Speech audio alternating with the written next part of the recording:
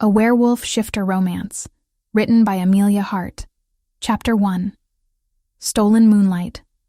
3 months have passed since my daughter Mabel was born, and 12 days have passed since she was taken from me. The words echo in my mind like a mantra of anguish, each repetition carving deeper into my soul. I stand at the window of our bedroom in Raven's Ridge, watching dawn break over the mountains that once felt like sanctuary, but now seem like prison walls. My reflection stares back from the glass. Hollow, green-gray eyes, dark circles beneath them telling the story of sleepless nights. Shoulder-length brown hair pulled back in a messy knot that I haven't bothered to fix in days. 12 days. 288 hours. 17,280 minutes since my daughter was ripped from my arms by forces I still don't understand.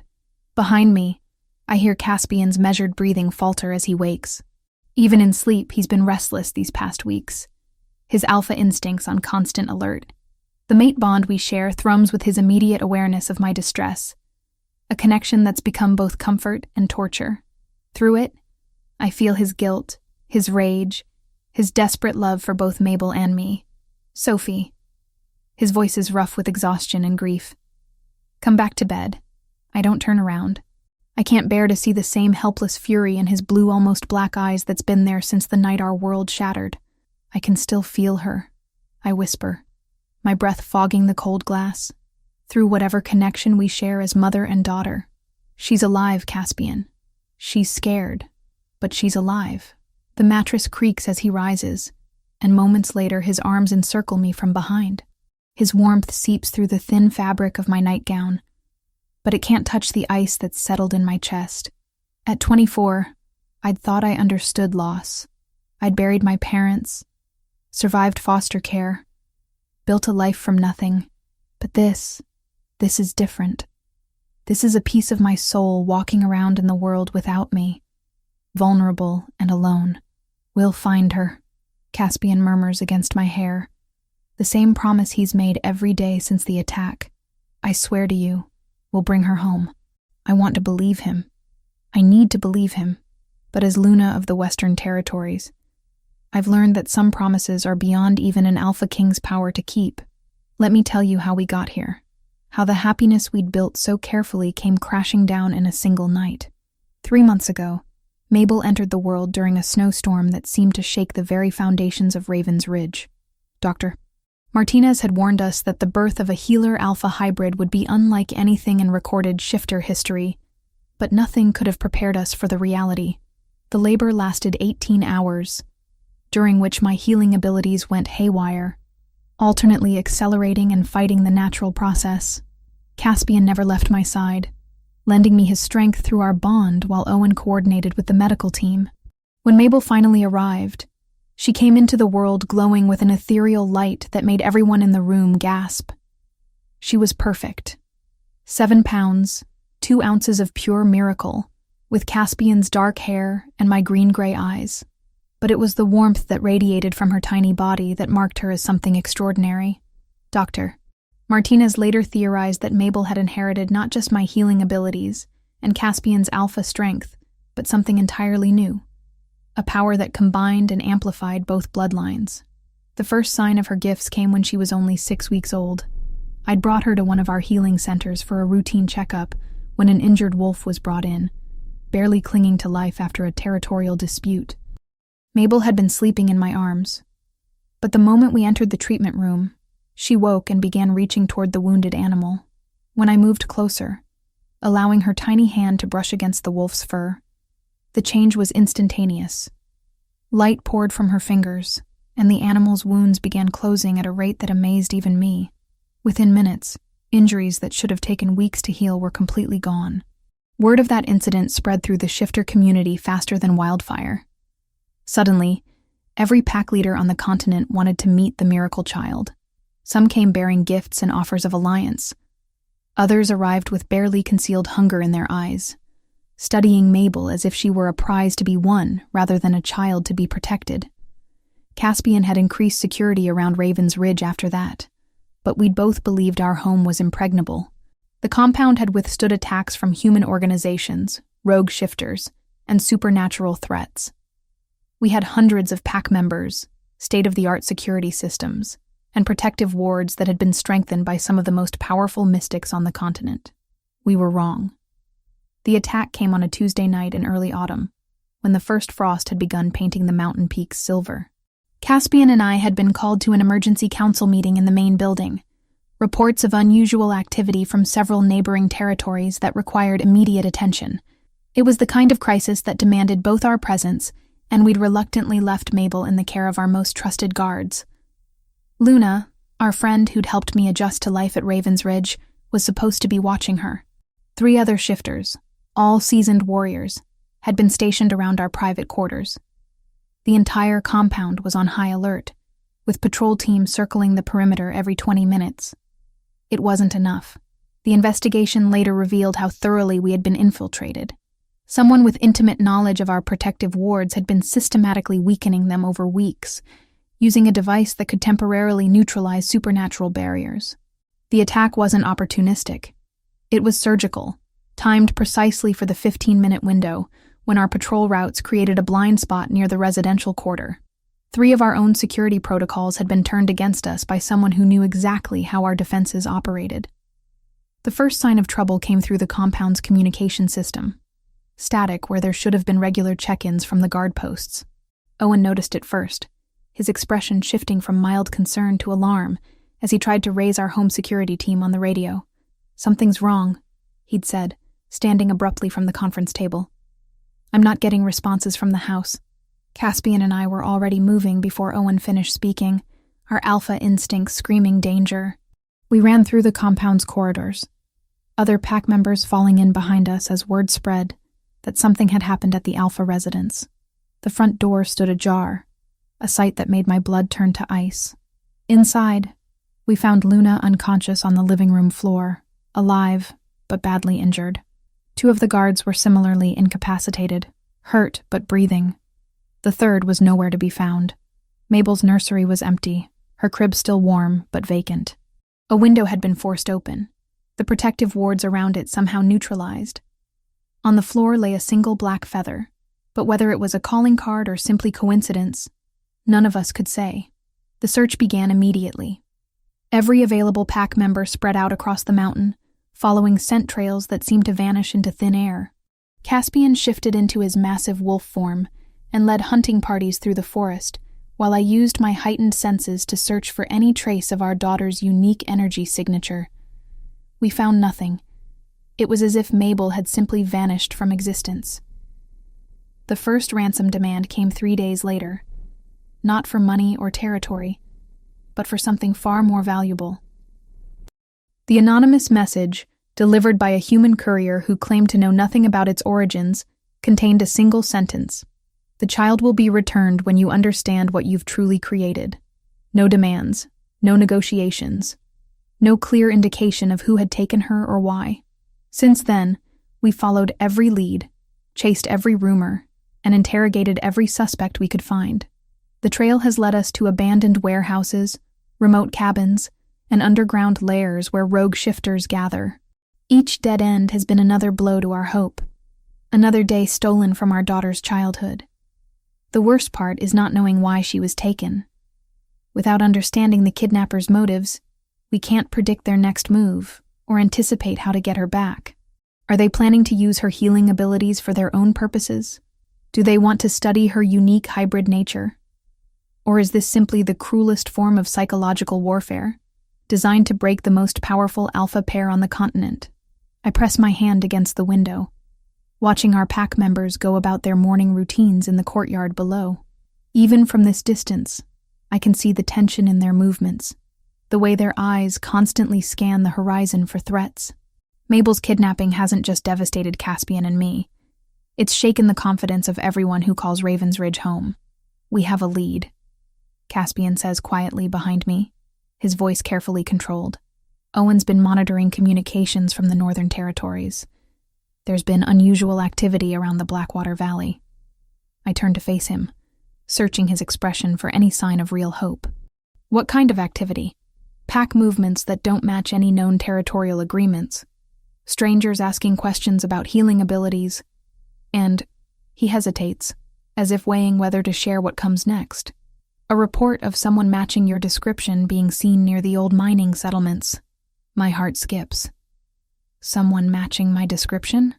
A woman with dark hair and unusual abilities with animals. The witness was human, so the details are unreliable, but it's the first solid lead we've had in over a week. I'm already moving toward the closet, pulling out clothes suitable for a long journey through dangerous territory. How soon can we leave? Sophie. Caspian's voice carries the authority of an alpha, but underneath it, I hear the fear of a father. This could be a trap. If someone is using your appearance to lure us out of protected territory, then we'll be ready for them. I turn to face him, letting him see the determination that's been building inside me for 12 days. I won't sit here and wait while our daughter suffers. If there's even a chance this lead will bring us closer to her, I'm taking it. The mate bond flares between us as Caspian feels my resolve. He knows better than to try to dissuade me when I've made up my mind. Just as I know he'd follow me into hell itself if it meant bringing Mabel home. Then we go together. He says simply, Owen can coordinate things here while we investigate the northern territories. But we do this smart, Sophie. No charging in without backup or plan. I nod, though we both know that if I catch even a glimpse of our daughter, no amount of planning will keep me from running toward her. The past 12 days have taught me that there are some bonds stronger than logic, stronger than fear, stronger even than the mate connection that ties Caspian and me together. The bond between a mother and her stolen child is forged in fire and tempered in desperation, and I'll let it burn down the world if that's what it takes to bring Mabel home. Outside our window, the morning sun climbs higher over the mountains, promising another day of searching, another day of hope warring with despair. In a few hours, we'll head north toward the Blackwater Valley, and whatever answers wait for us there. But first, I need to prepare for the possibility that those answers might be more terrible than the questions that have been haunting us. Because somewhere in my heart, I know that whoever took our daughter didn't choose her randomly. They knew exactly what they were stealing, and they had reasons that go far deeper than simple kidnapping. Chapter 2. Endless Search. The war room at Raven's Ridge had been transformed into a command center that would have impressed military strategists. Maps covered every surface, marked with red pins indicating search zones, blue pins for confirmed sightings, and black pins for dead ends. The air hummed with tension and the constant chatter of radio communications as pack members reported in from across 3 states. I stood at the center of it all, coordinating search teams with the methodical precision that had once made me an effective veterinary student. But instead of studying animal anatomy, I was now mapping predator territories and analyzing scent patterns that might lead us to our stolen daughter. Team 7 report. Owen's voice crackled through the communications array. He'd taken over coordination duties while Caspian and I prepared for our northern expedition, his normally warm demeanor replaced by professional efficiency. Nothing in Sector 12, came the reply from Marcus, one of our most experienced trackers. Scent trails go cold at the river crossing, same as yesterday. I marked another dead end on the map, my hand trembling slightly as I added the black pin. 12 days of systematic searching had yielded nothing but frustration and false hope. Every lead that seemed promising turned into another empty cabin, another abandoned campsite, another night of Mabel sleeping somewhere beyond our reach. We need to expand the search radius, I said, studying the ever-growing circle of investigated territory. If they moved her by vehicle after taking her from the compound, she could be hundreds of miles away by now. Caspian looked up from his discussion with the pack's senior warriors, his expression grim. That's exactly what they want us to think. Spread our forces too thin, chase shadows across the entire continent while they consolidate their position. Then what do you suggest?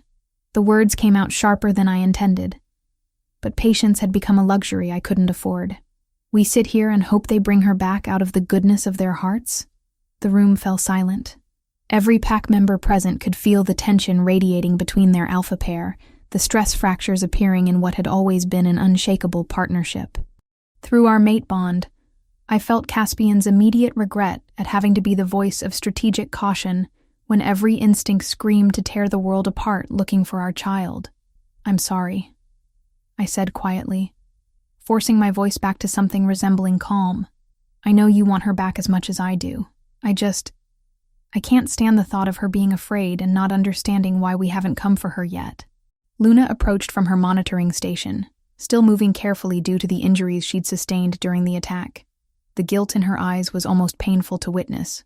Sophie, the communication intercepts are showing increased chatter from the Northern Territories. 3 separate pack leaders have mentioned unusual activity around Blackwater Valley in the past 48 hours. I moved to her station, studying the reports that had been filtering in from our network of allies and informants. The Northern Territories had always been more loosely organized than our Western coalition, with smaller packs often operating independently of any central authority. It made them harder to monitor, but it also made them attractive to anyone wanting to hide something important. What kind of unusual activity? Caspian joined us, his authority immediately commanding attention from everyone in the room.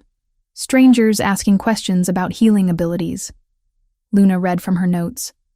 Someone claiming to be researching supernatural medical phenomena for a university study. And this is interesting. A woman matching Sophie's description was reportedly seen near the old mining settlements 2 days ago. My heart stopped. Someone matching my description. How closely? Dark hair, similar build, unusual connection with animals. Luna continued. The witness was a human park ranger who claims he saw this woman cure an injured deer just by touching it. When he approached to ask questions, she disappeared into the forest. It could be coincidence, Owen said carefully, or it could be someone deliberately trying to create a trail leading us north.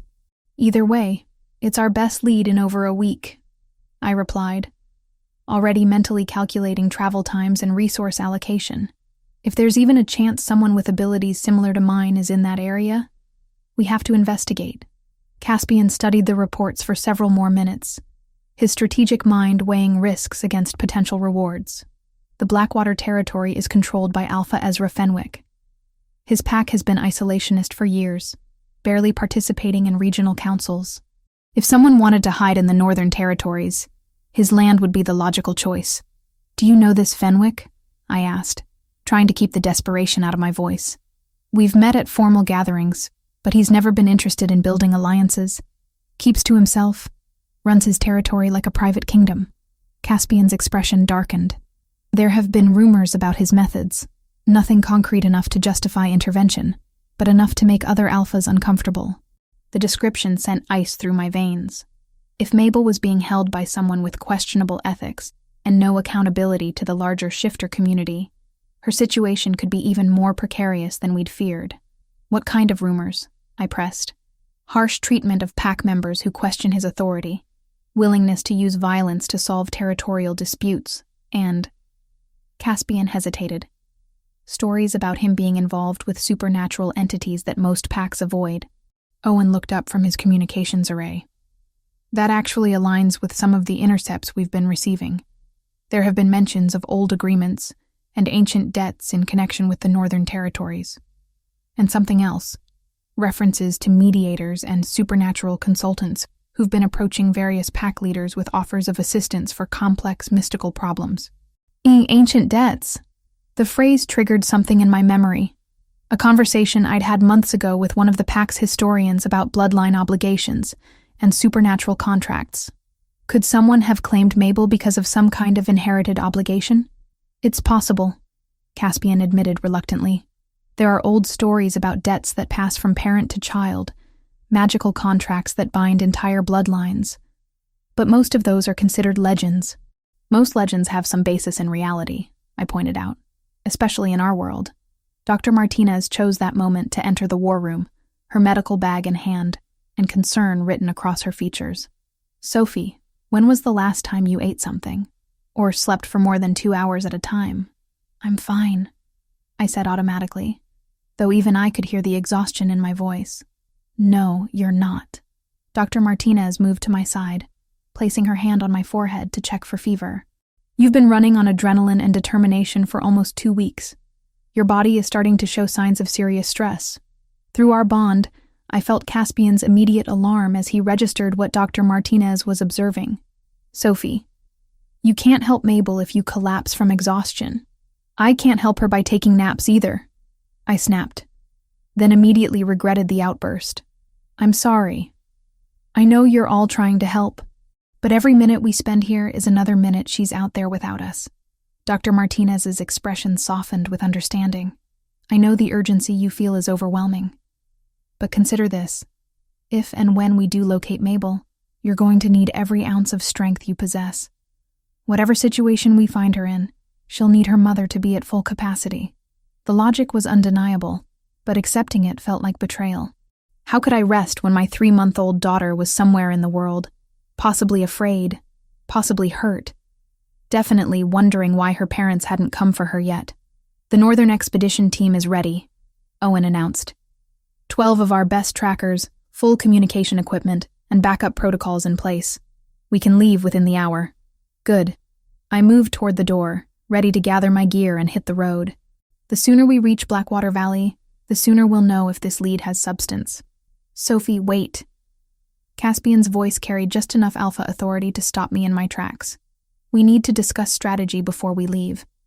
If Ezra Fenwick is involved in this, approaching his territory could be considered an act of aggression. I turned back to face him, feeling the weight of everyone's attention. Are you suggesting we ask permission to search for our stolen daughter? I'm suggesting we be smart about how we conduct that search, Caspian replied evenly. Charging into another Alpha's territory without proper protocols could start a war. And if Mabel is being held there, a war is the last thing we want. The reasonable part of my mind knew he was right. Alpha territorial protocols existed for good reasons, and violating them could have consequences that went far beyond our immediate situation. But the mother in me wanted to tear through anyone and anything that stood between me and my child. Then what do you propose? I asked. We request a formal meeting with Fenwick under the pretense of discussing regional security concerns. We present the evidence we've gathered and ask for his cooperation in the search. If he's innocent, he'll help us. If he's involved, Caspian's eyes hardened. Then we'll know exactly who we're dealing with. Owen nodded approvingly. That approach gives us legal justification for being in his territory, while maintaining the element of surprise if we need to take direct action. How long will arranging this meeting take? I asked, though I dreaded the answer. Standard protocol requires 72 hours notice for formal Alpha conferences, Caspian replied. 3 more days? The number hit me like a physical blow. Caspian, she's a 3-month-old baby. Every day we delay could be... I couldn't finish the sentence. Couldn't voice the fears that had been growing stronger with each passing hour. In the supernatural world, children with unique abilities were often seen as resources to be exploited, rather than innocents to be protected. I know, Caspian said softly, moving to my side and pulling me into his arms. Believe me, every instinct I have is screaming to forget protocols and tear apart anyone who might have touched our daughter.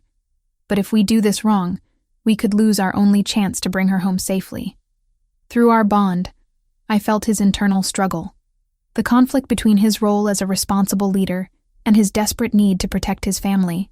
The mate connection that usually brought us comfort now carried a doubled burden of anguish. There might be another option, Dr. Martinez said quietly. The medical emergency clause. Both Caspian and I turned to her immediately. What emergency clause? Shifter law allows for immediate territorial access if there's a documented medical emergency involving a child under 1 year of age, she explained. Given Mabel's unique hybrid nature and the potential health risks of prolonged separation from her healer mother, I could make a case that this qualifies. Hope flared in my chest for the first time in days. You could do that? I'll need to file the paperwork and get approval from the regional medical board. But yes, it would give us legal justification to enter Fenwick's territory immediately, while maintaining diplomatic protection. Do it, I said before Caspian could voice any objections. Whatever documentation you need, whatever medical justification is required, make it happen. Dr. Martinez nodded and headed for her communication equipment. Within minutes, she was deep in conversation with medical authorities, building a case that would allow us to bypass standard territorial protocols. Caspian watched her work, then turned back to me. Even if this works, we need to be prepared for the possibility that this lead will be another dead end. Or worse, that it's a trap designed to lure us away from Raven's Ridge. I know, I replied, though the thought of another disappointment felt almost unbearable. But we can't let fear of traps keep us from following the only real lead we've had. Then we go prepared for anything, Caspian decided. Full tactical team, emergency evacuation protocols, and backup communications with the compound. If this is a trap, we'll be ready for it. As our people began finalizing preparations for the northern expedition, I found myself staring at the map again, my eyes drawn to the area marked as Blackwater Valley. Somewhere in that rugged, sparsely populated territory, answers were waiting. Whether those answers would bring us closer to Mabel or reveal new threats, I couldn't know. But after 12 days of helpless searching, even dangerous answers felt like progress. The afternoon sun was already beginning its descent toward the western peaks, when Dr. Martinez announced that our medical emergency authorization had been approved. We would depart for the northern territories at dawn, armed with legal justification and desperate hope in equal measure. One way or another, the next 24 hours would change everything. Chapter 3: Phantom Trails. The Blackwater Valley stretched before us like a wound carved into the earth, its jagged ridges and dense forests creating perfect hiding places for anyone who wanted to disappear.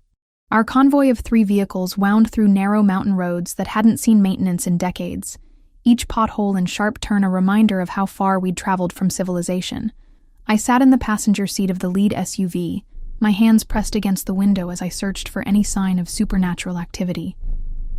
Through the mate bond, I could feel Caspian's constant alertness as he drove, his enhanced senses cataloging every scent and sound that might indicate danger ahead.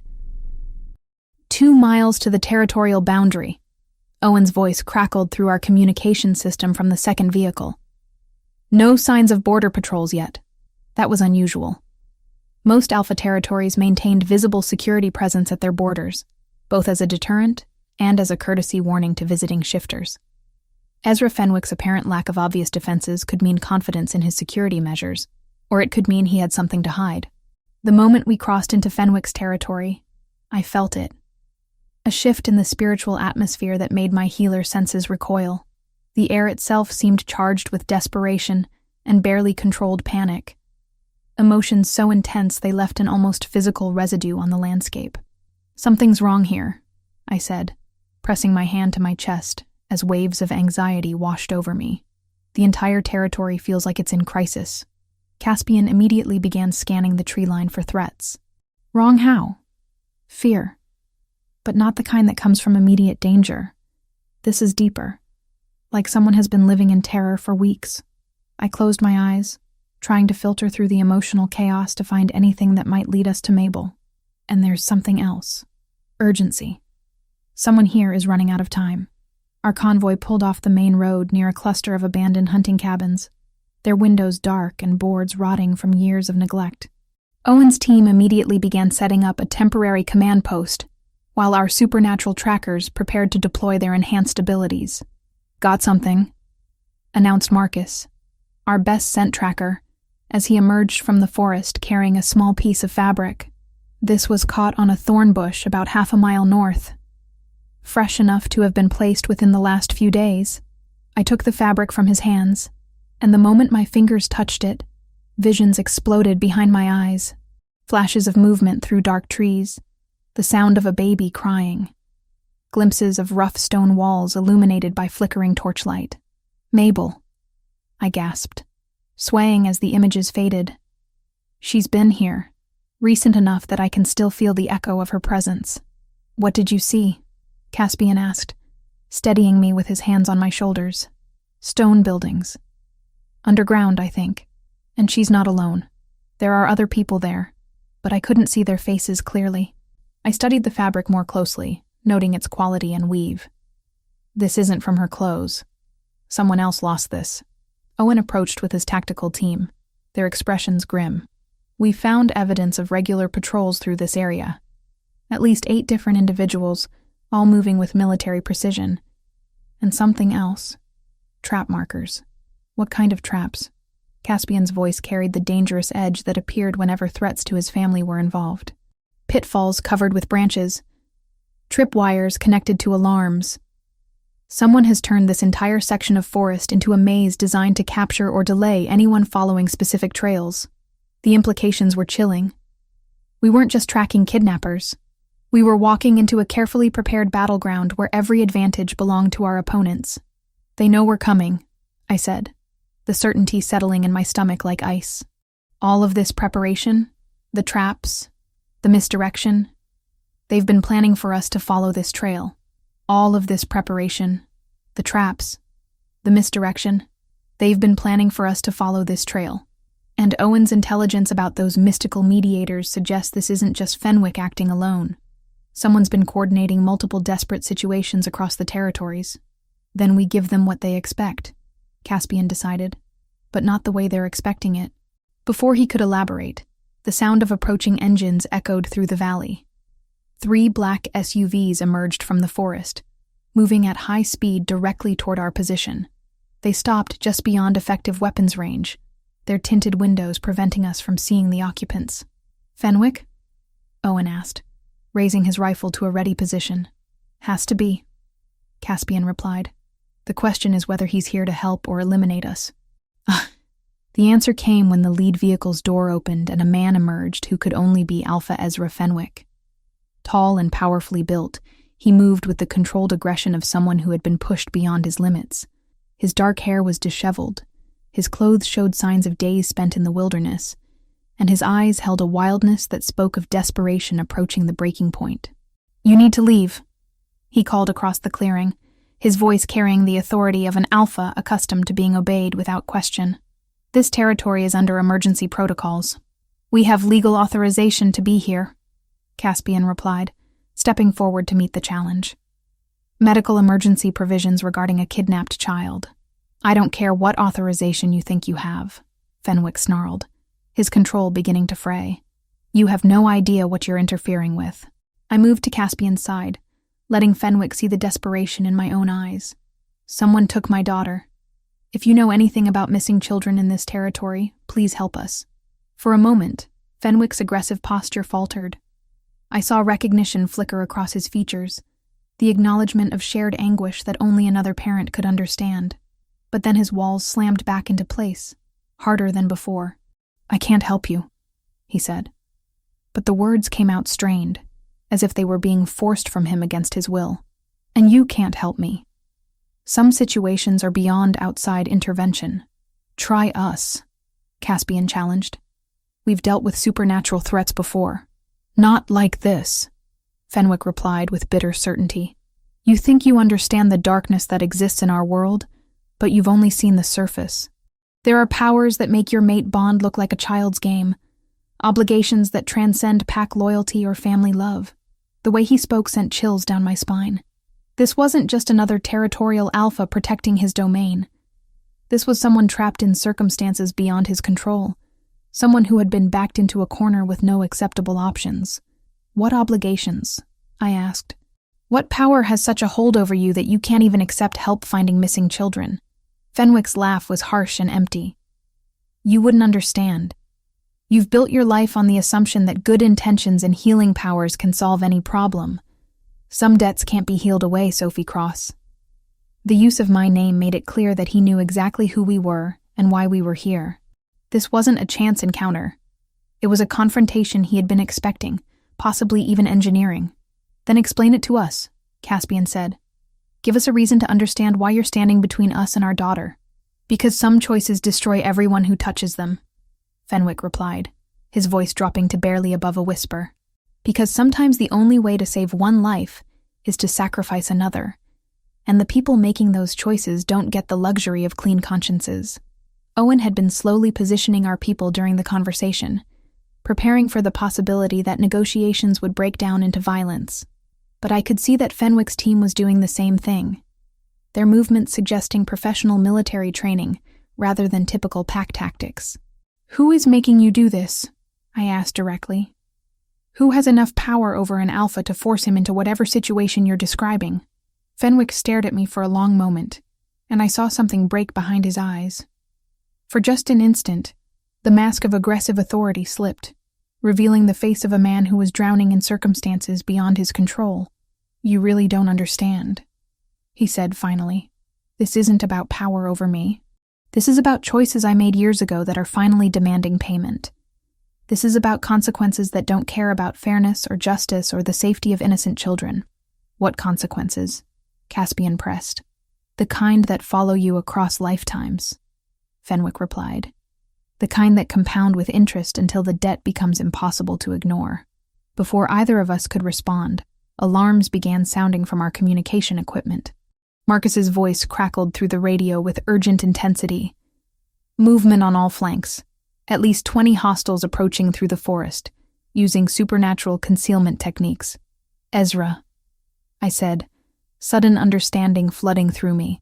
You didn't come here to stop us. You came here to warn us. His expression confirmed my suspicion. I came here to give you one last chance to leave with your lives. After this moment, I won't be able to protect you from what's coming. And if we refuse to leave without our daughter? Caspian asked. Fenwick's shoulders sagged with the weight of inevitable tragedy. Then you'll discover that some rescue attempts only succeed in adding more victims to the count. The sound of approaching footsteps through the underbrush was growing louder, accompanied by the distinctive whistle of supernatural energy being channeled into weapons and binding spells. Whatever force had been pulling Fenwick's strings was tired of subtle manipulation and ready for direct confrontation. Last chance, Fenwick said, backing toward his vehicles. Walk away now, and maybe you'll live long enough to find another way to save her. We're not leaving without Mabel, I said with absolute finality. Fenwick nodded as if he had expected that answer. Then may whatever gods you believe in have mercy on all of us. Because what happens next is going to require more than healing powers to set right. He climbed back into his SUV and drove away, leaving us to face whatever trap had been closing around us since the moment we entered his territory. But as his vehicles disappeared into the forest, I couldn't shake the feeling that this confrontation had revealed more questions than answers. Whatever force was controlling the situation in Blackwater Valley, it was powerful enough to turn an alpha into little more than a reluctant messenger, and that meant the real enemy was still waiting for us in the shadows. Chapter 4. Secrets and Broken Alliances. The trap closed around us with devastating efficiency. Within minutes of Fenwick's departure, the forest erupted with coordinated attacks from enemies who moved like ghosts through the underbrush. Our defensive position near the abandoned hunting cabins became a liability as supernatural forces struck from multiple directions simultaneously. Contact left! Owen's voice cut through the chaos as silver-tipped projectiles whistled past our heads. They're using military-grade equipment with supernatural enhancements. I crouched behind one of the SUVs, my healing senses overwhelmed by the waves of pain and fear radiating from the battlefield. These weren't random attackers. They moved with the precision of professionals who had been studying our tactics and preparing countermeasures for weeks. Sophie, stay down. Caspian's alpha voice carried absolute authority as he shifted into his massive wolf form, his black fur seeming to absorb light as he bounded toward the nearest group of attackers. But even as I watched him engage the enemy, part of my attention remained focused on the spiritual disturbance I'd been tracking since we entered the valley. Mabel's presence felt closer than ever, her distress spiking with each explosion and gunshot that echoed through the mountains. She can hear the fighting, I said to Owen, who had taken cover beside me. The noise is terrifying her. Then we end this quickly, he replied grimly, signaling to our tactical team to advance on the eastern flank.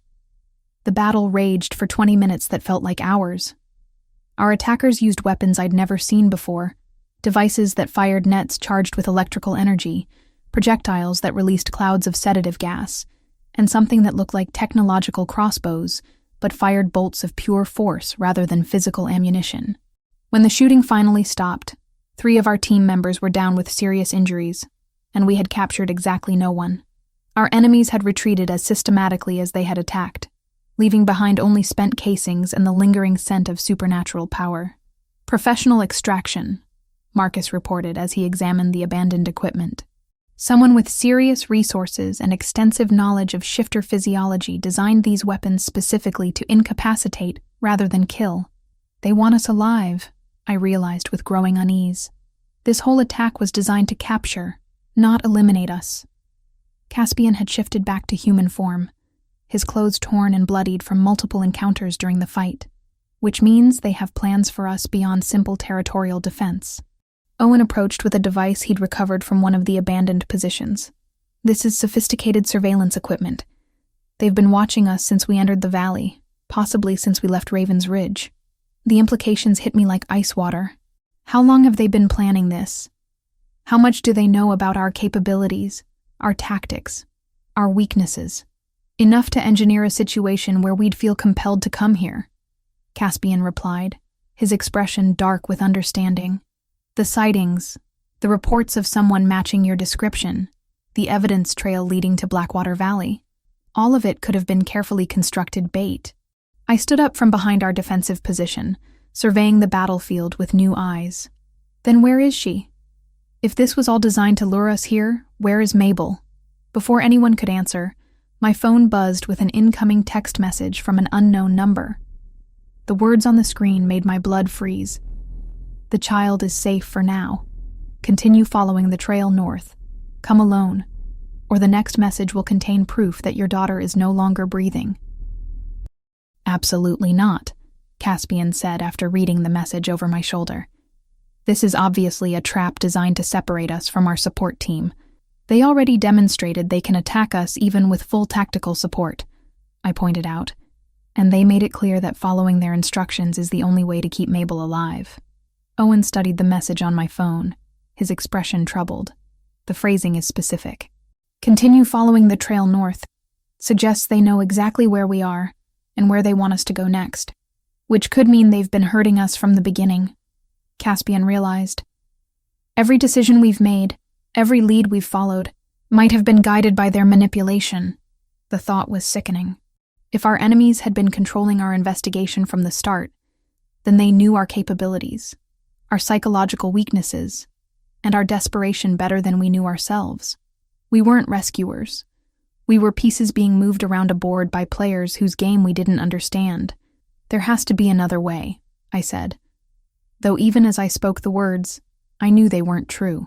Some approach that doesn't involve walking directly into whatever they have planned. Marcus appeared at my shoulder, carrying a tablet displaying aerial surveillance images he'd captured using our drone equipment. There is another approach, but you're not going to like it.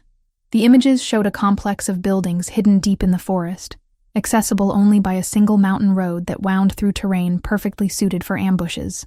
Heat signatures indicated multiple occupants, but the resolution wasn't clear enough to determine if any of them were children. How far? I asked. 12 miles through some of the roughest terrain in the region, and based on the defensive positions we can identify, anyone approaching that compound will be visible from at least 6 different observation points. Caspian studied the images with the tactical mind that had kept our pack safe through countless threats. It's a perfect killing ground. They'll see us coming from miles away and have time to prepare whatever reception they've planned. Then we don't give them time to prepare, I said, an idea forming despite the obvious risks. We split up. Part of our team creates a distraction from the main approach, while a smaller group infiltrates from an unexpected direction. Sophie, no. Caspian's voice carried the finality of an alpha's command. I'm not letting you walk into that compound without backup. And I'm not letting our daughter spend another night in the hands of people who use her as leverage, I replied with equal determination. We've spent 2 weeks playing by their rules, following their leads, dancing to their manipulations. It's time to take control of this situation. Owen cleared his throat diplomatically. There might be a compromise position. We create multiple diversions while maintaining communication protocols that allow for immediate extraction if things go wrong. Before we could continue the debate, another message appeared on my phone, this one containing a video file that made my heart stop. It showed Mabel lying on what appeared to be a medical examination table, electrodes attached to her tiny chest, while machines monitored her vital signs. She wasn't crying, but her eyes were wide with confusion and fear that no 3-month-old child should ever have to experience. 12 hours, read the accompanying text. After that, we begin testing the limits of hybrid physiology. I handed the phone to Caspian and watched his expression cycle through rage, despair, and cold determination. Through our mate bond, I felt his alpha instincts warring with his protective father emotions, each impulse demanding different courses of action. We go now, he said finally. Full assault, multiple approach vectors, and we accept whatever risks are necessary to end this. Agreed, I replied, though part of my mind was already calculating how to position myself for the best chance of reaching Mabel quickly once the fighting started. Marcus began coordinating our attack plans, while Owen organized our remaining equipment and ammunition. Dr. Martinez worked frantically to treat the injuries our people had sustained during the earlier battle, her face grim, as she realized some of our team members were in no condition to participate in a complex tactical operation. We're going in undermanned and under-equipped against an enemy that's been preparing for this confrontation for weeks. Owen summarized as we finalized our approach strategy. The odds are not in our favor. The odds haven't been in our favor since the night Mabel was taken, I replied. But we're still here, and we're still fighting. As our team prepared to move out, I found myself thinking about the video we'd received. Something about the setting had seemed familiar, though I couldn't identify what had triggered that recognition. The walls, the equipment, the lighting, it all suggested a medical facility, but not one designed for healing. The compound, I said suddenly, grabbing Caspian's arm. In the video, Mabel was in a medical facility, but the buildings in our surveillance images looked like residential or administrative structures. Underground, Caspian realized immediately. They're keeping her in a hidden facility beneath the visible compound, which means our approach strategy needs to account for subterranean levels and possible escape tunnels, Owen added, already revising our tactical plans. The complexity of our mission had just increased exponentially, but so had our understanding of what we were facing. Our enemies weren't just kidnappers. They were researchers with access to medical equipment and the resources to construct hidden facilities in remote locations. What kind of research requires a 3-month-old hybrid? I asked, though I dreaded the answer. The kind that's been theorized for decades but never attempted, Marcus replied grimly. Genetic analysis, power replication, bloodline synthesis, all the things the human organizations have been trying to achieve since they first learned about our existence. But these aren't humans, Caspian pointed out. The coordination, the supernatural weapons, the knowledge of our capabilities. This has to be other shifters. Shifters working with humans, I corrected. Pieces of the puzzle finally falling into place. The worst of both worlds. Supernatural abilities combined with human technology and resources. As we loaded our gear and prepared to assault the compound, I couldn't shake the feeling that we were walking into something far more complex than a simple rescue mission. The forces arrayed against us had resources, knowledge, and motivations that went beyond anything we'd encountered before. But none of that mattered compared to the image of my daughter's frightened eyes in that video. Whatever research they were planning, whatever experiments they wanted to conduct, whatever larger conspiracy we'd stumbled into, it all became secondary to the fundamental need to bring Mabel home safely. The sun was setting behind the mountain peaks as our convoy began moving toward the compound, each of us knowing that the next few hours would determine whether we emerged as a family reunited or became additional victims of forces we were only beginning to understand. But as I watched the forest close around us, I felt something I hadn't experienced since the night of the kidnapping. Hope. Not the desperate, grasping hope of the past 2 weeks, but the solid certainty that comes from taking action instead of merely reacting. We were no longer following their script. Finally, we were writing our own. Chapter 5. The Confrontation. The compound materialized out of the darkness like something from a nightmare, its buildings arranged in a defensive pattern that spoke of military planning and paranoid preparation. Floodlights swept the perimeter in regular intervals, while guard towers offered commanding views of all approach routes through the valley. I lay prone beside Caspian on a ridge overlooking the facility, studying the target through high-powered binoculars, while Owen coordinated our assault teams via encrypted radio. The past 6 hours had been spent positioning our people for a coordinated attack that would give us the best chance of reaching Mabel before our enemies could relocate her. Heat signatures confirm at least 30 occupants, Marcus reported from his observation post on the eastern flank. Most concentrated in the main building, but there's definitely activity in the underground levels. Any sign of children? I asked, though I already knew the surveillance equipment couldn't penetrate deep enough to give us that information. Negative on visual confirmation, but the power consumption patterns suggest significant medical equipment operating below ground level. The words sent ice through my veins. Medical equipment meant they were already conducting whatever research had motivated Mabel's kidnapping. Every minute we spent in preparation was another minute my daughter spent as a test subject for people who saw her as a specimen rather than a child. Owen's team is in position on the north approach, Caspian reported, listening to updates through his earpiece. Dr. Martinez is standing by with the mobile medical unit in case we need emergency treatment for Mabel or anyone else we might find down there. I checked my equipment one final time. Weapons, communication gear, first aid supplies, and the portable scanner that would help us locate Mabel's unique energy signature once we breached the facility. Everything we needed to bring our daughter home, assuming we survived the next hour. Remember, Caspian said quietly, his hand briefly covering mine, our primary objective is Mabel's safety. Everything else is secondary. Understood, I replied, though we both knew that once the fighting started, our carefully planned objectives might become meaningless. But Caspian, if something happens to me, if I don't make it out, promise me you'll still find her. Nothing is going to happen to you, he said with the absolute certainty that only an alpha could project. We go in together, we find her together, and we come home together.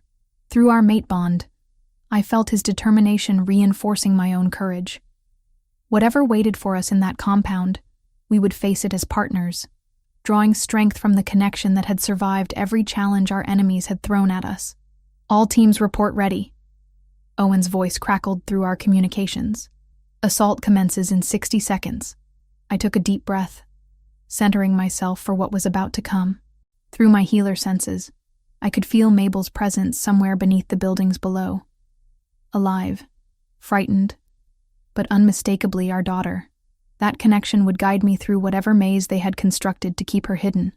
30 seconds. Owen announced. Caspian shifted into his wolf form beside me, his massive black shape nearly invisible against the darkness. Our other team members made similar transformations, becoming the predators that centuries of evolution had designed them to be. 10 seconds.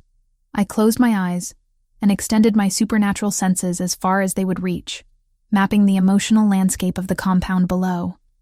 Fear, anticipation, cold scientific curiosity, and underneath it all, a current of desperate urgency that reminded me uncomfortably of Ezra Fenwick's behavior earlier. Go! The assault began with systematic precision. Owen's team struck the main gate with explosive charges, while Marcus led an infiltration through the eastern perimeter. Our enemies responded immediately, flooding the compound with armed defenders who moved with military efficiency. But they had made one critical error in their preparations. They had planned for a conventional shifter assault, not for attackers guided by supernatural tracking abilities. While their attention focused on the obvious approach routes, Caspian and I used my connection to Mabel to navigate directly toward the hidden underground facility. The entrance was concealed beneath what appeared to be a maintenance shed, accessible through a steel door that required both electronic keycards and biometric identification.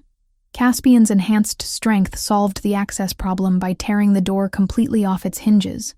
Motion sensors and alarm systems throughout the corridor ahead, I reported, my healer senses detecting the electronic signatures of the security network. But I can feel her. She's maybe 50 yards deeper into the complex.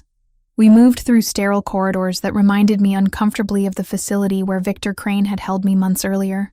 The same combination of advanced technology and cold institutional efficiency, designed to strip away humanity and reduce people to research subjects.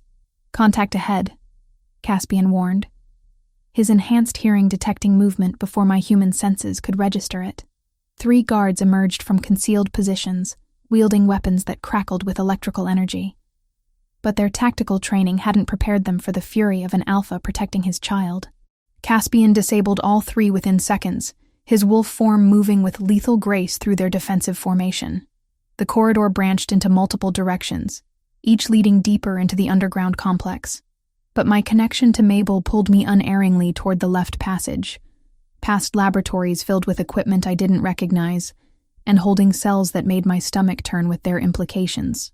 Sophie, Caspian said urgently, shifting back to human form as we approached a reinforced door marked with biohazard symbols. She's in there.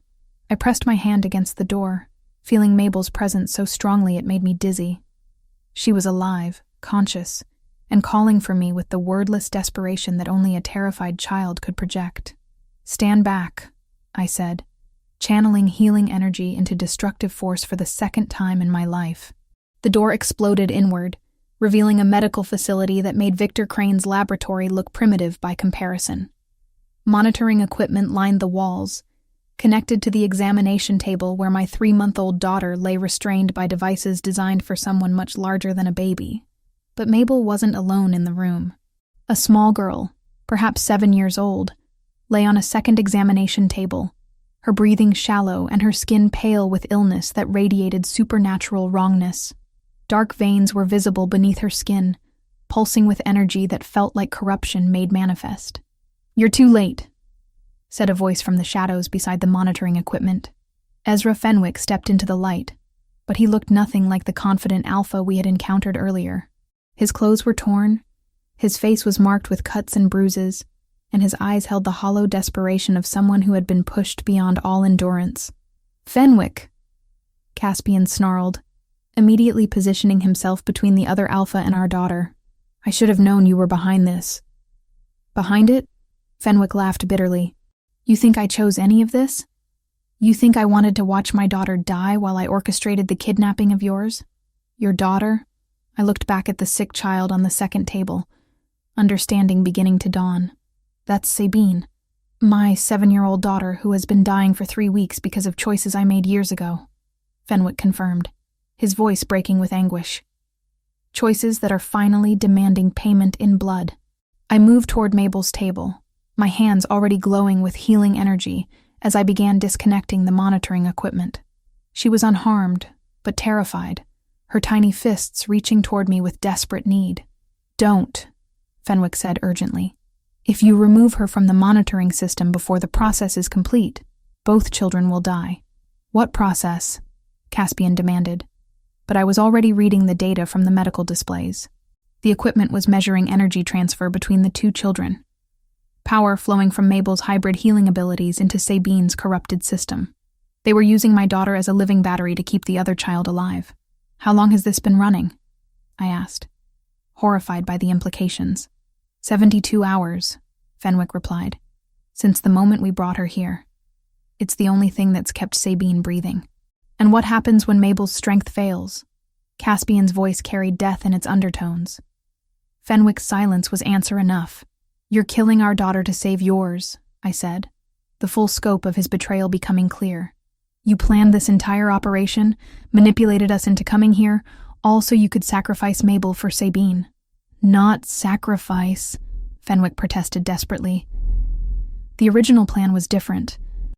We were supposed to find another way, a method that would save both children. But time ran out, and the people I'm working with decided that one hybrid life was acceptable payment for breaking the curse that's killing my daughter." "What curse?" I demanded. "What could possibly justify what you're doing?" Before Fenwick could answer, alarms began blaring throughout the facility. Owen's voice crackled through our communication equipment with urgent warnings about reinforcements arriving at the compound perimeter. "We're out of time," Fenwick said, pulling a device from his pocket that looked like a remote control. "The process needs another 6 hours to complete the power transfer. After that, Sabine will be cured and your daughter will..." "Will what?" Caspian stepped closer to Fenwick, his alpha authority radiating dangerous intent. "Will probably survive," Fenwick finished weakly. "The calculations suggest a 60% chance of recovery if we stop the process at exactly the right moment." 60%? I felt healing energy building within me, but I didn't know how to safely disconnect Mabel from equipment I didn't understand. "You're gambling with our daughter's life based on 60% odds?" "I'm trying to save my daughter with the only option I have left," Fenwick replied, his desperation making him dangerous in ways that had nothing to do with his alpha strength. "You have each other. You have your pack. You have resources and allies. All I have is Sabine, and she's dying because of my failures as a father." But as I looked between my daughter and Sabine, I realized that the solution to this nightmare might not require choosing between them. My healing abilities had grown stronger since Mabel's birth, powered by the desperate love that only a mother could feel. "There might be another way," I said slowly, an idea forming despite the chaos around us. "But it would require you to trust me completely." "Sophie, no," Caspian said immediately, recognizing the dangerous determination in my voice. "Whatever you're thinking, we find another solution. There is no other solution," I replied, moving toward the space between both examination tables. But I might be able to heal them both if you're willing to let me try.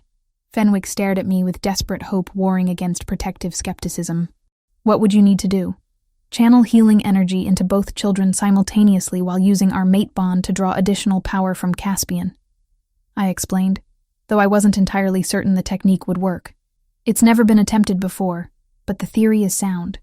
And if it fails, Fenwick asked, then we lose everyone, I admitted. But if we don't try, we lose them anyway. Chapter 6. A Father's Truth. The silence that followed my proposal stretched like a taut wire ready to snap. Ezra Fenwick stared at me with the desperate hope of a drowning man offered a rope, while Caspian's protective instincts radiated through our mate bond with overwhelming intensity. Sophie, Caspian said carefully, channeling that much energy could kill you. We've never tested the limits of what our bond can safely transfer, and we've never tested what happens when I don't try to save both children, I replied, studying the medical readouts that showed Mabel's energy levels dropping steadily. She's already weakening. Whatever process they've initiated, it's draining her faster than her hybrid nature can compensate. Fenwick moved closer to his daughter's table, his hand hovering over her pale forehead, as if physical contact might somehow transfer his own life force to keep her breathing. The curse has been eating away at her for weeks. Every day she grows weaker. Every night she screams from pain that no medicine can touch. What curse? I demanded, finally asking the question that had been building since we'd discovered his involvement. What could possibly drive you to kidnap an innocent child? Fenwick's composure finally cracked completely. His shoulders sagged as if a tremendous weight had settled on them. And when he spoke, his voice carried the exhaustion of someone who had been carrying unbearable guilt for too long. 3 months ago, I made a territorial agreement with a coven of witches who claimed rights to land that had been in my pack's control for generations.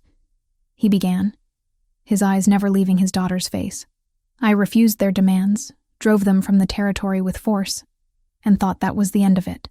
But it wasn't, Caspian said, understanding beginning to dawn in his expression. They came back during the new moon, not to fight, but to deliver payment for what they called my arrogance and disrespect. Fenwick's hands were shaking now, grief and rage warring in his voice.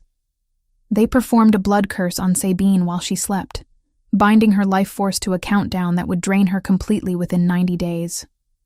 I felt sick as the full horror of his situation became clear, and the only way to break a blood curse is to offer equivalent payment in innocent blood, Fenwick finished.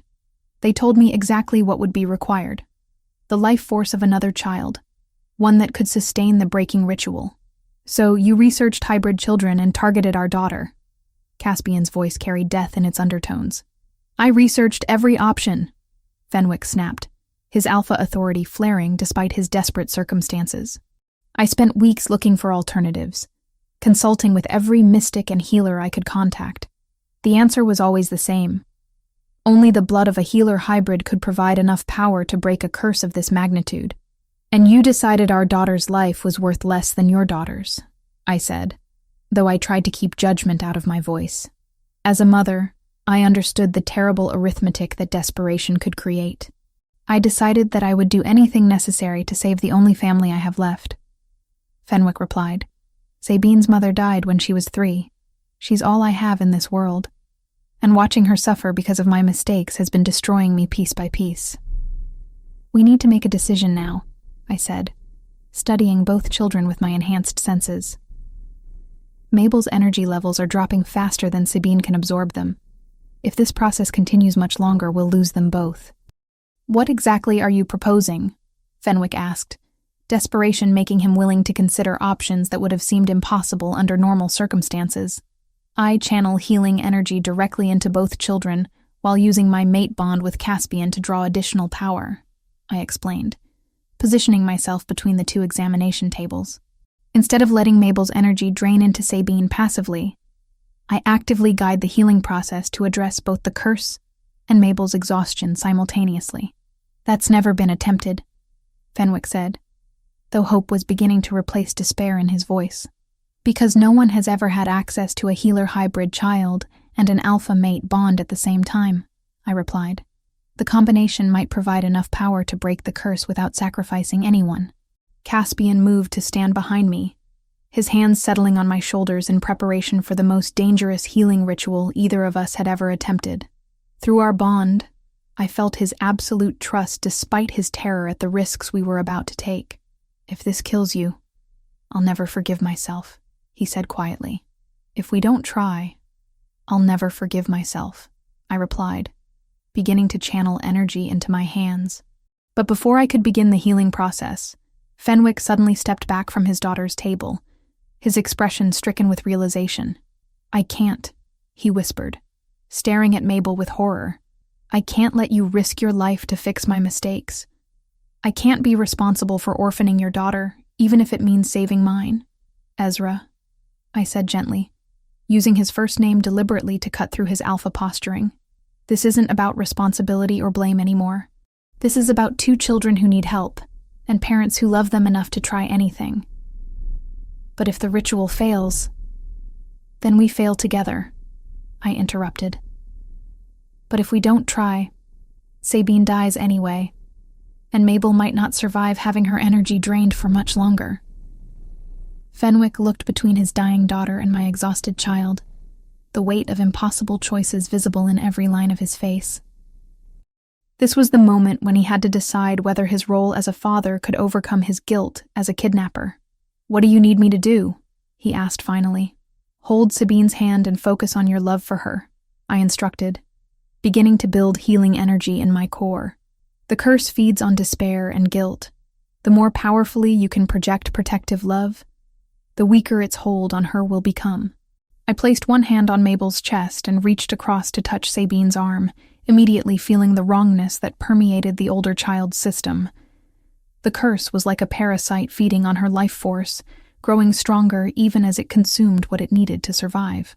"Caspian," I said, feeling the first dangerous surge of power building beyond what I could safely contain alone. His hands tightened on my shoulders as our mate bond flared to life, creating a conduit that allowed his alpha strength to flow into my healing abilities. The sensation was overwhelming, like trying to channel lightning through my nervous system while maintaining enough control to direct it precisely where it was needed. Energy flowed from me into both children simultaneously, but the curse fought back with vicious intensity. Dark magic wrapped around my healing power like thorns, trying to corrupt and redirect it into feeding the very force I was trying to destroy. "It's fighting me," I gasped, sweat beading on my forehead as I struggled to maintain control. "The witches designed it to resist healing," Fenwick said, his own energy now flowing toward his daughter through sheer force of paternal will. "They knew someone would eventually try to break the curse and built-in defenses.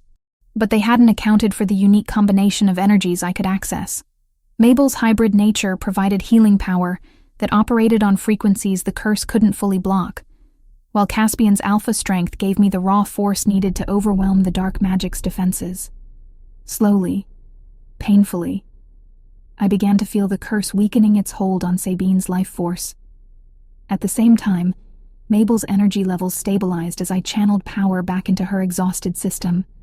"It's working," Fenwick breathed, watching color return to his daughter's cheeks for the first time in weeks.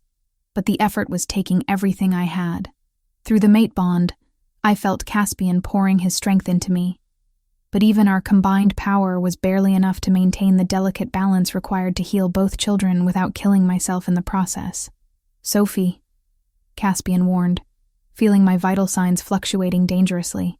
"You're pushing too hard. Almost there," I managed to say through gritted teeth. The curse broke with an almost audible snap, its dark energy dissipating like smoke in the wind. Sabine's breathing immediately deepened, and the unnatural pallor began fading from her skin. At the same time, Mabel opened her eyes and looked directly at me, her tiny hand reaching toward my face with the instinctive recognition that every baby shows for her mother. The moment the curse shattered, agony tore through my body like liquid fire. I collapsed to my knees, blood streaming from my nose as the mate bond flickered dangerously. Through our connection, I felt Caspian's terror as our psychic link wavered and nearly severed completely. My healing abilities, overtaxed beyond their limits, began shutting down as a protective measure. For several horrifying seconds, I couldn't feel Mabel's presence at all, couldn't sense whether she was alive or dead. Only Caspian's desperate grip on my shoulders kept me conscious, as my body paid the price for channeling power that should have killed me. "Thank you," Fenwick said, tears streaming down his face as he gathered his daughter into his arms. "Thank you for giving me the chance to be a father instead of a monster." "We all make mistakes when we're desperate," I replied, accepting Caspian's help to stand. "What matters is how we choose to fix them." But even as I spoke those words, I could feel the true cost of what I had just accomplished. The healing ritual had drained something fundamental from me. My abilities now flickered unreliably like a damaged circuit, and the mate bond with Caspian felt strained and fragile. The victory was real, but it had come at a price that would take months to fully recover from. Chapter 7: Miracles and Redemption. The underground medical facility fell silent after the last echo of battle faded from the levels above us. Through our communication equipment, I could hear Owen coordinating the systematic securing of the compound. But here in this sterile room, peace had finally settled over the four of us and our rescued children. I held Mabel close against my chest, feeling her tiny heartbeat synchronize with mine as the healing energy settled into its new equilibrium. The fighting was over, not through continued violence, but through the choice to heal rather than harm. "The connection is stable," I reported after extending my healer senses to monitor both children. "Mabel's energy levels are returning to normal, and Sabine shows no trace of the curse's influence." "How is this possible?" Fenwick asked, wonder coloring his voice as he watched his daughter's chest rise and fall with easy, natural breathing. 3 weeks ago, the best mystics on the continent told me nothing could break a blood curse once it had taken hold. They were probably right under normal circumstances, I replied, studying the subtle energy patterns that now linked the two children. But they didn't account for hybrid healing abilities channeled through an alpha-mate bond. The combination created power frequencies that the curse couldn't adapt to fast enough. Caspian moved to my side, his hand settling gently on Mabel's head as he studied our daughter with the relief of a parent who had feared the worst and been granted a miracle. "Are there any long-term effects we should be concerned about?" "The opposite, actually," I said, sensing the positive changes that had resulted from the healing process. "Both children are stronger now than they were before any of this started. The shared energy exchange created permanent improvements in their immune systems and natural healing capabilities." Sabine stirred in her father's arms, her eyes opening with the clarity of someone waking from natural sleep rather than magical unconsciousness. She looked around the medical facility with the curiosity typical of a bright 7-year-old, showing no fear despite the strange surroundings. "Daddy," she said, her voice strong and clear for the first time in weeks. "I feel better. The hurt is gone." "Yes, sweetheart," Fenwick replied, his voice thick with emotion. "The hurt is all gone. This lady and her baby helped make you well again." As we prepared to leave the facility, Caspian's expression grew troubled as he studied the sophisticated equipment around us. "Ezra, who funded all of this? The medical equipment, the underground construction, the coordination required to pull off something this complex?" Fenwick's confusion appeared genuine as he looked around the laboratory with new attention. I thought it was resources from my own territory. When the intermediaries approached me about the facility, they said it had been prepared using PAC funds." "What intermediaries?" I asked, a chill running down my spine. "Representatives from the mystical community. They claimed to have connections with healers who could help break the curse if I provided them with the necessary components." Fenwick's voice faltered as understanding began to dawn. "They said they were working independently, that the facility was temporary." Caspian and I exchanged meaningful looks. The level of sophistication we'd encountered suggested resources far beyond what a single pack could marshal, and the coordination required indicated planning that had begun long before Sabine was cursed. "Describe these representatives," Caspian requested, his alpha authority making it clear this wasn't a casual question. 2 individuals. They claimed to be supernatural mediators, people who helped resolve conflicts between different mystical communities. Fenwick shifted Sabine's weight, his expression growing increasingly concerned. "They knew about the curse before I told anyone, knew exactly what would be required to break it. They knew because they were connected to the witches who cast it. I realized, the pieces falling into place. Ezra, you were manipulated from the beginning. The curse, the intermediaries, this facility, it was all orchestrated to get access to Mabel. The color drained from Fenwick's face. Are you saying I was a pawn? That Sabine was cursed specifically to force me into kidnapping your daughter? It's the only explanation that makes sense, Caspian said grimly. Someone wanted Mabel badly enough to engineer an entire conspiracy around obtaining her. But why? Fenwick asked desperately. What could they want with a 3-month-old child that would justify such elaborate planning? I looked down at Mabel, seeing her with new understanding. Her hybrid nature wasn't just rare, it was potentially revolutionary. If someone could study her unique combination of healing abilities and alpha bloodlines, they might be able to replicate those gifts artificially. They want to create more children like her, I said quietly, or figure out how to transfer her abilities to others. The implications were staggering. If hostile forces could manufacture hybrid healing abilities, they could upset the balance of power that had kept the supernatural world stable for centuries. The facility is too sophisticated for this to be their only operation, Caspian observed, studying the equipment with new suspicion. This represents years of planning and significant financial investment, which means they're not done, I concluded. Whatever larger plan we've stumbled into, saving Mabel was just the beginning. Fenwick looked stricken as the full scope of his manipulation became clear. I've been helping them without realizing it. Every decision I made, every action I took to save Sabine, I was following their script. Because you're a father who was willing to do anything to save his child, I said gently. They exploited your love for Sabine, just like they're probably exploiting other desperate parents right now. The sound of approaching footsteps drew our attention as Owen arrived with our extraction team. His relief at finding us safe quickly shifted to professional concern as he took in the sophisticated facility around us. This is bigger than a simple kidnapping operation, he observed immediately. Someone invested serious resources in this setup. Agreed, Caspian replied. We need to document everything before we leave, and we need to start thinking about this as part of a larger conspiracy, rather than an isolated incident. As our people began securing evidence and preparing for departure, I found myself studying Fenwick's face. The man who had terrorized us for weeks was clearly as much a victim as we were, manipulated by forces that had used his desperation against him. Ezra, I said quietly, when we get back to Raven's Ridge, you're going to help us identify these intermediaries. Every detail you can remember about how they approached you, what they promised, how they guided your decisions. Of course, he replied immediately. Anything that might help prevent them from doing this to other families. Sabine chose that moment to reach toward Mabel, her small hand touching my daughter's tiny fingers. The connection between them flared with warmth, and both children seemed to relax at the contact. They'll always be linked now, I realized. Whatever happens with the larger conspiracy, Sabine and Mabel will be able to sense if the other is in danger. Is that enough protection? Fenwick asked, his parental instincts fully activated now that he understood the true scope of the threats his daughter faced.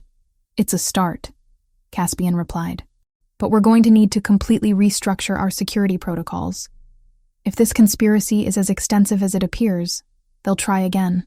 As we prepared to leave the facility that had been both prison and salvation, I couldn't shake the feeling that we were walking away from answers as much as we were escaping danger.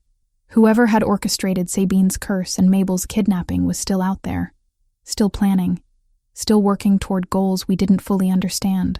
But we had our daughters back, and we had learned that even the most desperate situations could be resolved without sacrificing our principles. That knowledge would have to sustain us through whatever challenges lay ahead.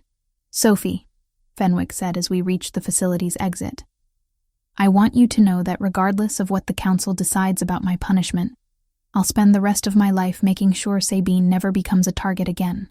And will help you, I replied, meaning it completely. Whatever conspiracy we've uncovered, we face it together, all of us. The mountain air felt clean and cold as we emerged from the underground complex, carrying our children toward the extraction point where helicopters waited to take us home. Behind us, the facility would soon be dismantled by our people, its secrets documented and its equipment studied for clues about our unknown enemies. But ahead of us lay Raven's Ridge, safety, and the beginning of a new chapter in which we would have to learn how to protect not just our own family, but all the families that might be targeted by forces willing to exploit parental love for their own dark purposes. The rescue was complete, but the real work was just beginning. Chapter 8. Forever Bound. 3 weeks had passed since our return from the compound, and Raven's Ridge had transformed into something resembling a fortress. New security protocols governed every aspect of daily life, while our intelligence network worked around the clock to identify the conspiracy that had targeted our family. I stood in the nursery, watching Mabel sleep peacefully in her crib, while monitoring the subtle energy connection that linked her to Sabine. Even in sleep, both children radiated the contentment of a shared bond that transcended physical distance. Any changes? Dr. I? Martinez asked, as she completed her weekly examination of both girls. Stronger every day, I replied, noting how the healing energy flowed between them in perfect balance. They're going to be formidable when they're older. Sabine sat in the corner playing with toys Luna had brought for her. Her recovery so complete, it seemed impossible she had ever been dying. The regional council had granted temporary custody to our pack while Fenwick's situation was resolved, allowing the girls to remain together during the investigation. "Where's Daddy today?" Sabine asked, looking up from her coloring book. "Meeting with the council members," I explained gently, helping them understand how the bad people tricked him. The truth was more complex. Fenwick's testimony about the intermediaries had revealed connections to supernatural organizations across 3 countries. What had begun as a desperate father's attempt to save his daughter had exposed a network dedicated to harvesting hybrid abilities through manipulation and exploitation. Caspian entered the nursery carrying official documents that bore the seal of the regional council. His expression was carefully neutral, but through our mate bond, I sensed his satisfaction with the outcome. "The council's decision?" I asked. "Supervised rehabilitation, community service focused on protecting vulnerable children, and permanent advisory status on cases involving parental exploitation," he announced. "Fenwick keeps his daughter and gets the chance to make amends. And the conspiracy investigation?" "Expanding. We've identified similar operations in 7 other territories, all following the same pattern: cursing children to force parents into compliance." Caspian's expression darkened. "It's going to take years to completely dismantle their network. But we've made significant progress," Caspian continued, consulting additional reports. The information Fenwick provided led to coordinated raids across 4 countries. 12 high-level conspirators are in custody, and we've traced their financial networks back to 3 major supernatural trafficking organizations. 2 of the mystical mediators who manipulated Fenwick were arrested in Prague last week. I felt a surge of satisfaction at the news. What about the facilities? 7 research compounds identified and shut down, with evidence of similar child exploitation programs. The conspiracy is badly damaged, though not completely destroyed. His expression grew serious. They'll rebuild, but it will take them years to regain their previous capabilities. Sabine had moved to stand beside Mabel's crib, her small hand resting gently on the railing as she hummed a lullaby. The sight never failed to amaze me. 2 children from different worlds, brought together by tragedy, now inseparably connected by healing and love. "Will we stay here?" Sabine asked, not looking away from the sleeping baby. "For as long as you want," I assured her. "This is your home now, and Mabel is your sister." Through the window, I could see Fenwick walking across the compound with Owen. Both men engaged in intense discussion about security improvements. The broken alpha who had kidnapped our daughter was gone, replaced by someone determined to ensure no other parent would face the impossible choices he had confronted. "Sophie," Dr. Martinez said quietly, reviewing her examination notes. "There's something else. The energy patterns I'm detecting suggest that both children's abilities will manifest much earlier than normal." "How much earlier?" Caspian asked. "Mabel could begin showing conscious healing abilities within the next 6 months. Sabine is developing enhanced intuition and possibly precognitive flashes." The implications were both exciting and concerning. Exceptional children would always be targets for those who sought to exploit supernatural abilities, but they would also be uniquely equipped to protect themselves and others. "Then we'll be ready," I decided. Whatever gifts they develop, they'll learn to use them responsibly and safely. As evening approached, Our extended family gathered for dinner in the main hall. Fenwick had earned his place at our table through his willingness to face consequences and work toward redemption. Sabine chattered happily with Luna about her new coloring books, while Mabel dozed contentedly in my arms. "Any word from the tracking teams?" I asked Owen as he reported on the day's investigations. 3 more facilities identified, all abandoned but containing evidence of similar research programs, he replied. "Whatever organization was behind this, they're going underground until the attention dies down." The raids also freed 6 other children who had been targeted for similar exploitation, he continued. All have been reunited with their families and are receiving specialized care to address any supernatural trauma they experienced. "Let them run," Caspian said with quiet authority. "We'll be waiting when they surface again." After dinner, I carried Mabel upstairs to her nursery, where Sabine was already waiting with a picture book she'd chosen for their bedtime story. The ritual had developed naturally over the past weeks. Sabine would read to Mabel, even though the baby couldn't understand the words, strengthening the bond between them. "Once upon a time," Sabine began, her 7-year-old voice carrying the serious tone children use when performing important duties, "there was a brave little princess who could heal anyone with her magic touch." I settled into the rocking chair to listen, watching my daughter's face as she responded to Sabine's voice with obvious recognition and affection. Whatever challenges lay ahead, whatever enemies might target our family in the future, these 2 children would face them together. "And they lived happily ever after," Sabine concluded, closing the book with satisfaction. "Just like us, right?" "Just like us," I agreed, though I knew our story was far from over. As I tucked both girls into their beds, Sabine had requested a cot in Mabel's room so they could be close. I reflected on how much our lives had changed. 3 weeks ago, we had been a family in crisis. Now we were something larger, a chosen family bound together by shared trauma and mutual protection. Caspian appeared in the doorway, his presence immediately comforting as he surveyed our sleeping daughters. "Any regrets?" he asked quietly. "About saving them both?" "Never." I moved into his arms, feeling the completeness that only came when our family was safe and together. "About taking on the responsibility of raising them both?" "Ask me in 16 years. Through the nursery window, I could see the lights of Raven's Ridge spread across the valley, each one representing a pack member committed to protecting what we had built together. Tomorrow would bring new challenges, new threats, and new responsibilities. But tonight, our children slept peacefully, connected by bonds that transcended blood and strengthened by love that had survived the worst kind of testing. The conspiracy that had targeted us was still out there, but we were ready for whatever came next. Because some families are forged in crisis and tempered in love, becoming stronger than the sum of their parts. And some bonds, once formed, can never be broken.